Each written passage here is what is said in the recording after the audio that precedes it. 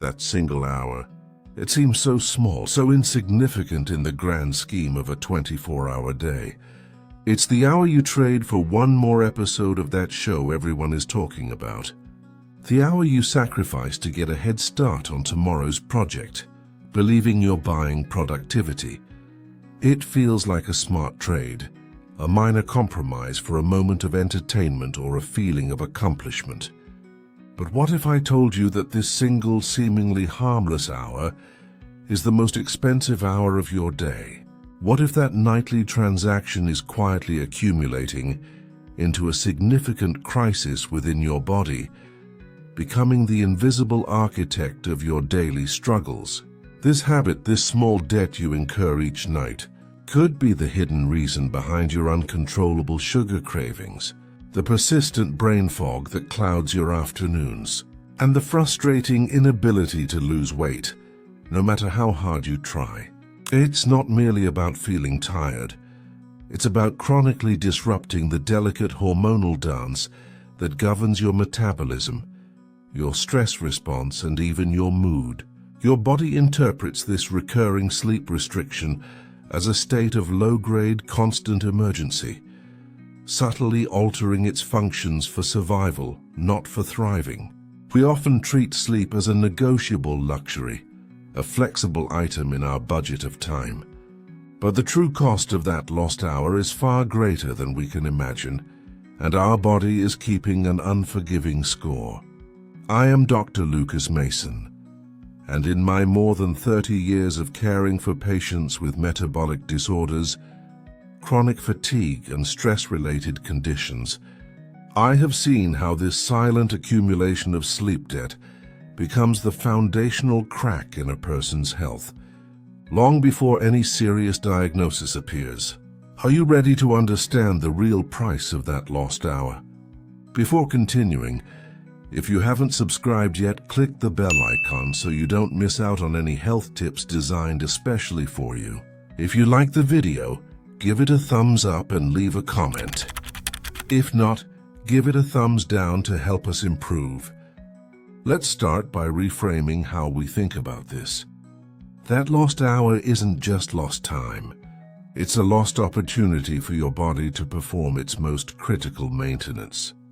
Imagine your body is a highly sophisticated city. During the day, the city is bustling. Cars are moving, businesses are open, energy is being consumed. It's productive, but it also creates waste and wear and tear. Night, especially deep sleep, is when the cleanup crew comes out. It's when the roads are repaved, the buildings are repaired, the garbage is collected, and the power grid is restored to full capacity. When you cut that process short, even by 1 hour, you're essentially telling the cleanup crew to go home before the job is done. The first night, maybe some trash is left on a corner. The second night, a few more bags pile up. After a week, a month, a year of this, you no longer have a pristine city. You have a city struggling to function under a constant state of disrepair. The roads have potholes, the power flickers, and there's a low level of toxic garbage everywhere. This is precisely what happens inside your body. That garbage is a buildup of metabolic byproducts in your brain and tissues. The potholes are weakened immune responses. The flickering power is your inability to focus and regulate your emotions. You wake up, not refreshed and ready for a new day, but already in a state of deficit. You're starting your day with yesterday's problems still lingering in your system. And this is where the cascade begins. Your body, sensing this internal state of emergency, doesn't know you stayed up to watch a movie.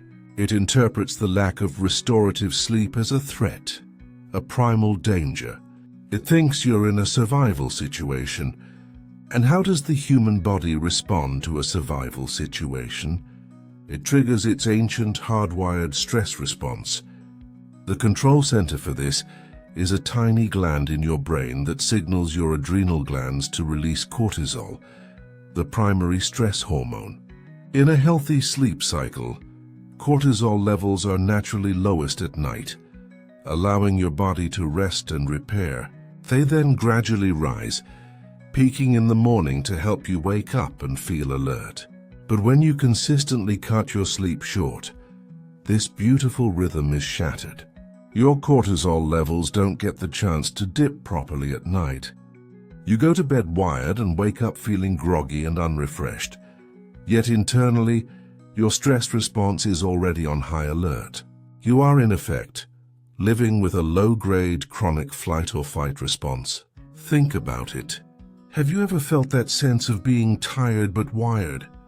That's the feeling of high cortisol clashing with physical exhaustion.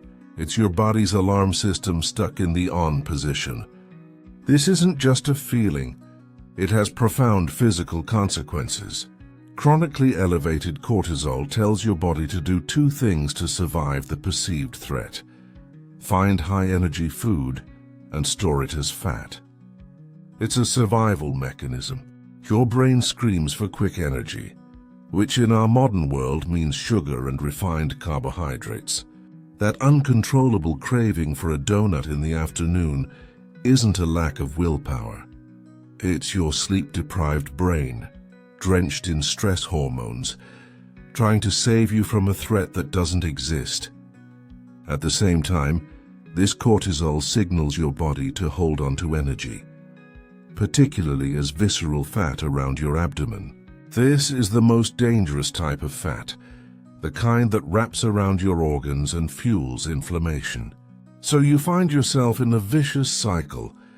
You're tired, so you eat for a quick burst of energy, but your stressed-out body immediately stores that energy as fat, which only makes you feel more lethargic and frustrated. And all of this can be traced back to that single hour of lost repair time. Does this sound familiar to you? This constant battle against cravings and fatigue? Let's go deeper into this hormonal chaos, because cortisol is only one part of the story. Sleep is the master regulator of your entire endocrine system. It's the time when your body calibrates the hormones that control hunger, satisfaction, and metabolism. Two of the most important players in this arena are ghrelin and leptin. You can think of them as the yin and yang of your appetite. Ghrelin is the go hormone. It's produced in your stomach, and its job is to send a signal to your brain that says, "I'm hungry, it's time to eat." Leptin is the stop hormone. It's produced by your fat cells, and it signals to your brain that you're full and have enough energy stored. When you are well rested, these two hormones work in beautiful harmony. Ghrelin rises before a meal to prompt you to eat, and as you eat, leptin rises to tell you when you've had enough. This system is designed to keep your energy intake and expenditure in perfect balance. But when you sacrifice that crucial hour of sleep, you throw a wrench into this finely tuned machinery. Studies have shown that even a single night of insufficient sleep can cause ghrelin levels to surge and leptin levels to plummet. So you wake up the next day with the volume on your hunger hormone turned way up, and the volume on your satiety hormone turned way down. You are hormonally programmed to be hungrier, to eat more, and to feel less satisfied by what you eat. It's a perfect storm for overeating and weight gain. I remember a patient, David, a talented architect in his late 40s. He came to me because he was pre-diabetic and couldn't lose weight despite his best efforts. He was a classic case. He told me, "Dr. Mason, I don't understand. I work out 3 times a week. I try to eat salads for lunch. But by 3 p.m. I'm a monster. I'd kill for a cookie. And at dinner I can't seem to get full. I eat a reasonable portion, and my stomach still feels like an empty pit." We went through his diet and exercise logs, and everything looked decent. Not perfect, but it didn't explain his struggles. Then I asked him about his sleep. He laughed. "Sleep? I run on about 6 hours, I have to. I'm up late finishing designs, and I'm up early to beat the traffic. 6 hours. For him, that was his badge of honor. It was how he got ahead. But it was also the hidden anchor dragging him down. He was living in that state of high ghrelin and low leptin every single day. His afternoon cravings weren't a moral failing. They were a biological command from a sleep-starved brain. His inability to feel full at dinner wasn't imagined. It was the direct result of a suppressed satiety hormone. We didn't change his diet or his exercise routine at first. The only prescription I gave him was this. For the next month, his most important project was to get 7.5 hours of sleep every night. He was skeptical, but he was also desperate, so he agreed. 2 weeks later, he came back to my office. "It's the strangest thing," he said. "The cookie monster is gone. I still get a little tired in the afternoon, but the craving, that desperate, gnawing hunger, is just not there. And last night I couldn't even finish my dinner. So I just felt done." David's story isn't unique. It's a perfect illustration of how sleep isn't a passive activity. It is an active, powerful metabolic process. By reclaiming that 1 hour, David wasn't just resting.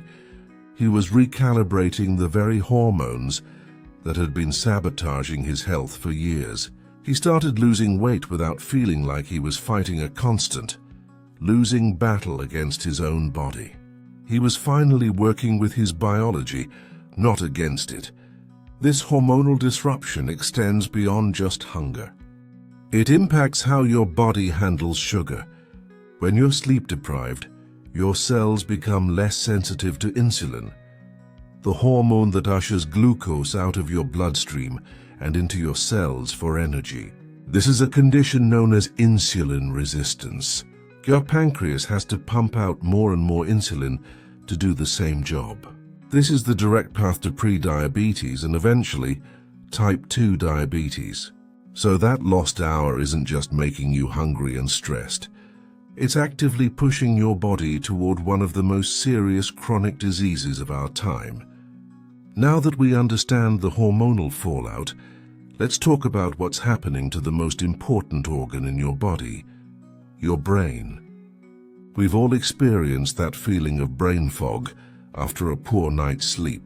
That difficulty finding the right word, the inability to focus on a complex task, the feeling that your thoughts are moving through molasses. This isn't your imagination. It's a real physiological event. During deep sleep, your brain activates a remarkable waste clearance system called the glymphatic system. You can think of it as the brain's personal dishwasher. Throughout the day, as your brain cells work hard, they produce toxic metabolic byproducts, including a protein called beta amyloid. The glymphatic system uses cerebrospinal fluid to flush these toxins out of the brain and into your body's circulatory system, where they can be eliminated.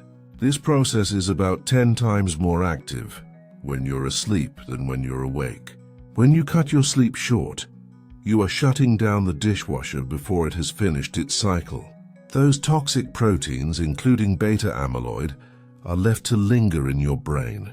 In the short term, this accumulation is what causes the classic symptoms of brain fog, poor memory and irritability. You literally wake up with a dirty brain. You're trying to operate your high-performance cognitive machinery while it's still clogged with yesterday's waste. It's no wonder you can't think clearly. But the long-term consequences are even more alarming. The accumulation of beta amyloid is one of the primary hallmarks of Alzheimer's disease. While many factors contribute to this devastating condition, researchers now believe that chronic sleep deprivation over many years could be a significant contributing factor. By consistently impairing the brain's ability to clean itself, that single hour, compounded over decades, could be contributing to a higher risk of neurodegenerative disease later in life.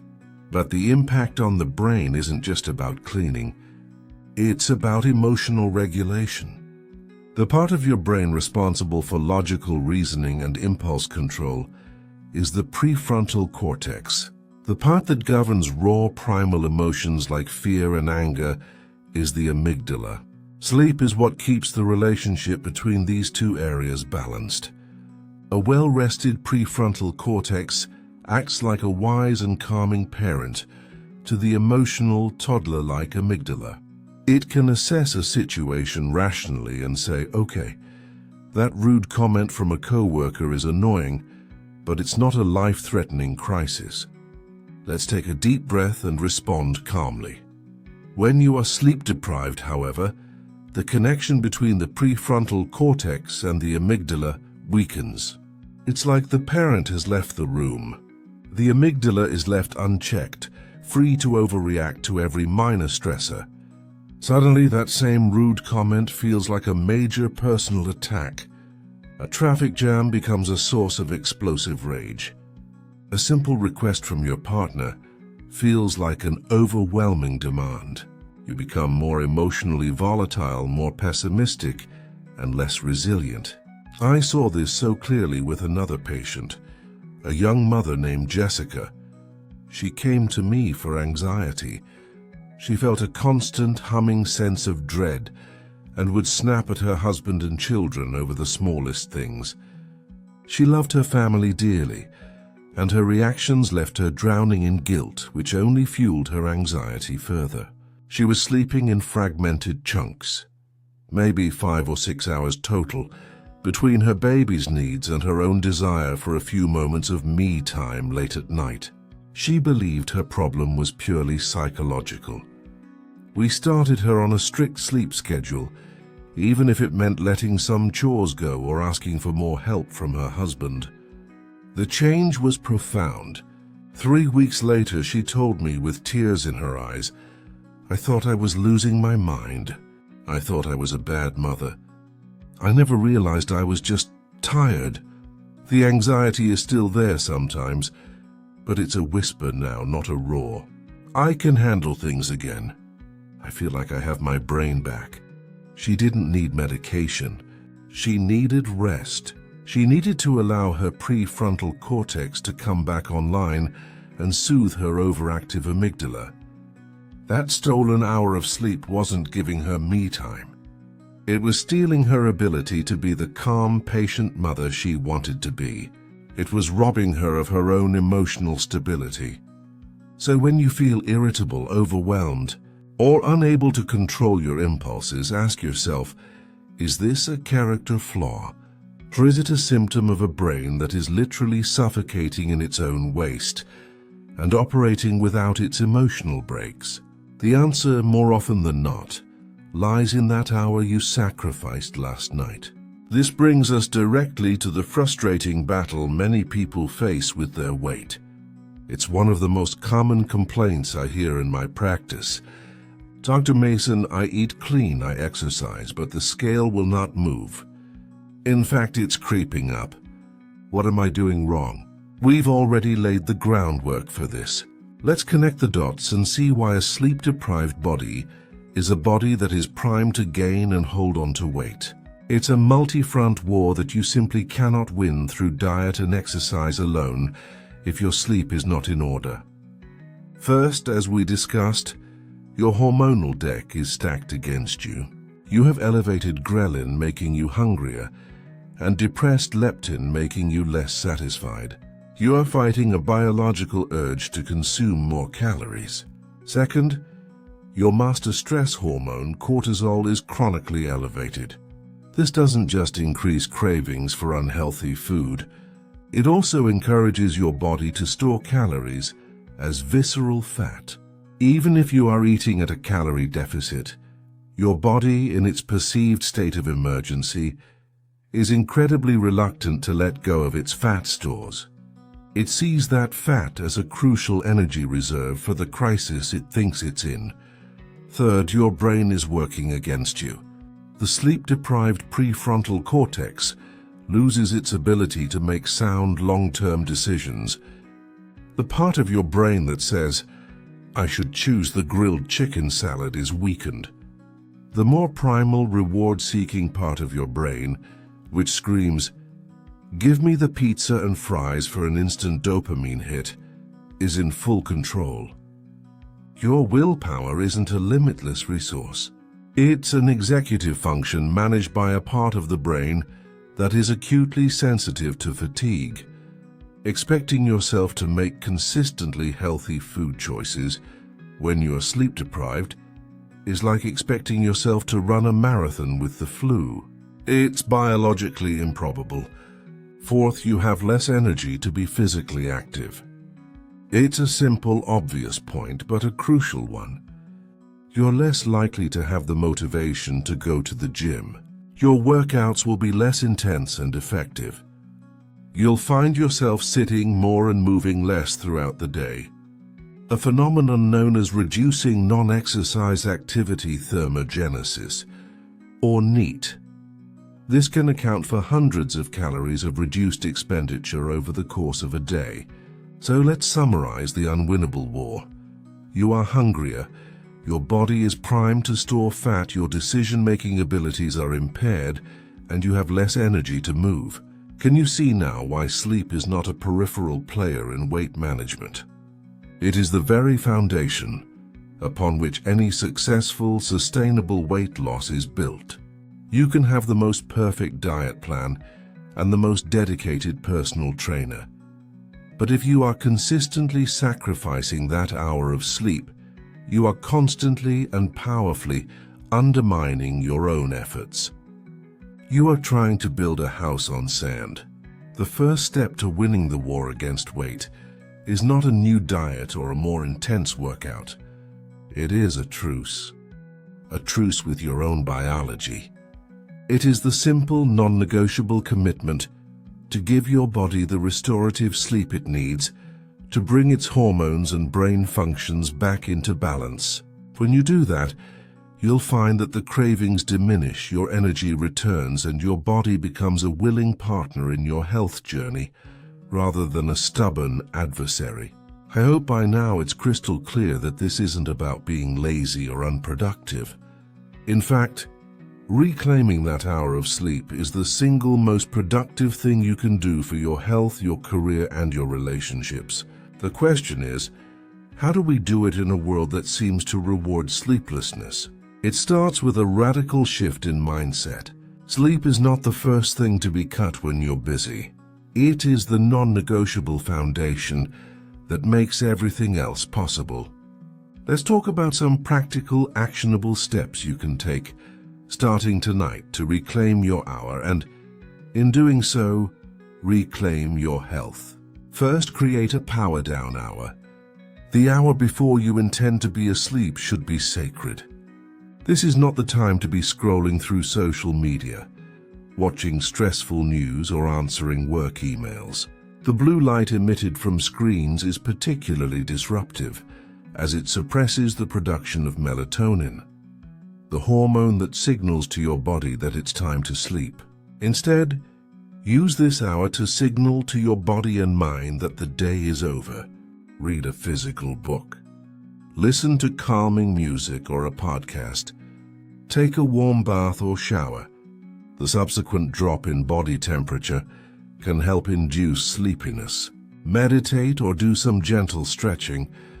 The activity itself is less important than the intention to create a clear buffer zone between the stress of the day and the rest of the night. Second, consistency is king. Your body loves rhythm. Try to go to bed and wake up at roughly the same time every day, even on weekends. I know it's tempting to sleep in on Saturday, but it can disrupt your internal body clock or circadian rhythm, making it much harder to wake up on Monday morning. It's like giving yourself a mini dose of jet lag every weekend. If you had a late night, it's better to take a short 20-30 minute nap in the early afternoon than to sleep in for hours. Third, make your bedroom a sanctuary for sleep. It should be cool, dark, and quiet. Invest in blackout curtains or a comfortable eye mask. Use a white noise machine or earplugs if you live in a noisy environment. The ideal temperature for sleep is surprisingly cool, typically between 60 and 67 degrees Fahrenheit, or 15 to 19 degrees Celsius. And critically, the bed should be for sleep and intimacy only. Don't work, eat, or watch TV in bed. You want your brain to have a powerful immediate association between getting into bed and falling asleep. Fourth, pay attention to what you consume in the evening. Avoid caffeine after 2 p.m. It has a long half-life and can still be affecting your system many hours later. Be mindful of alcohol. While it might make you feel drowsy initially, it disrupts the quality of your sleep later in the night, particularly REM sleep, which is crucial for emotional and mental restoration. A large, heavy meal close to bedtime can also interfere with sleep as your body works to digest it. Opt for a light, balanced dinner a few hours before you plan to turn in. Finally, if you lie in bed for more than 20 minutes and can't fall asleep, get up. Tossing and turning only creates anxiety and frustration, training your brain to associate the bed with being awake and stressed. Go to another room, keep the lights dim, and do something calming like reading until you feel sleepy, and then return to bed. This helps break the cycle of performance anxiety around sleep. These steps are not complicated, but they require a conscious commitment. They require you to value your own well-being over the endless demands of the outside world. It is an act of profound self-respect. Start small. Choose one of these strategies and implement it tonight. Maybe it's just plugging your phone in to charge across the room instead of on your nightstand. That one small act can be the beginning of a powerful transformation. We have covered a lot of ground, and I want to leave you with one final crucial thought. We live in a culture that often glorifies the grind, the idea of working tirelessly and sleeping less to achieve more. But this is a dangerous illusion. The true path to sustainable success, to health, to happiness, is not found in sacrificing sleep, but in protecting it fiercely. That hour is not an empty space in your schedule.